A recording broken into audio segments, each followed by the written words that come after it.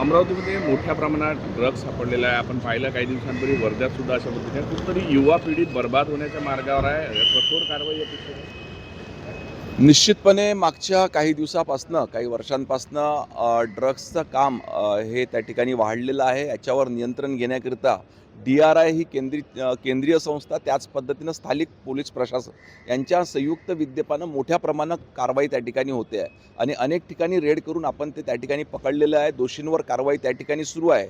याच्यानंतरही भविष्यात ज्या ज्या टीप आम्हाला मिळतील तर निश्चितपणे कठोर कारवाई संबंधित लोकांवर करण्यात येईल.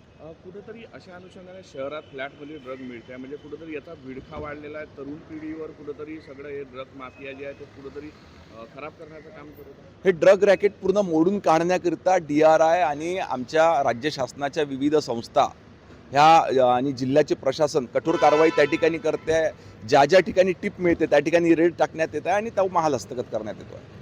कुठेतरी शरद पवार आणि अजित पवार एकत्र येणार अशा पद्धतीची चर्चा होती. मात्र मुख्यमंत्र्यांनी म्हटलं का तशी चर्चा जर कुठेतरी असती तर आम्हालाही माहीत पडलं असतं. राजकारण करू नये असं राज्याचे मुख्यमंत्री म्हणाले. बरोबर आहे, कारण शेवटी दोन्ही राष्ट्रवादी काँग्रेस पक्ष यांचं विलिनीकरण होणे अथवा न होणे हा पूर्णपणे त्यांचा अधिकार आहे किंवा ते त्याच्यामध्ये निर्णय घेणार आहेत. तरी देखील आदरणीय अजितदादा आणि आदरणीय देवेंद्रजी यांचे जे संबंध होते त्या माध्यमातून अजित पवार गट कुठलाही निर्णय घेताना हे सन्माननीय मुख्यमंत्री महोदयांना विचारात घेतील. पण काय वाटतं ज्या पद्धतीनं काल अमोल मिटकरींनं संशय व्यक्त केला आहे, ज्या पद्धतीने 6 लोकांचं नाव आलं होतं तर 5 लोक कसे आहे, अशा बऱ्याच गोष्टी हळूहळू समोर येत आहेत.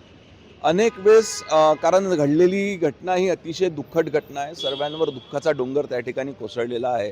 अनेक वेळेस कार्यकर्ते पदाधिकारी हे भावनेतून देखील अशा शंका व्यक्त करत असतात. परंतु ज्या काही कोणाला शंका असतील त्याची चौकशी करण्यात येईल.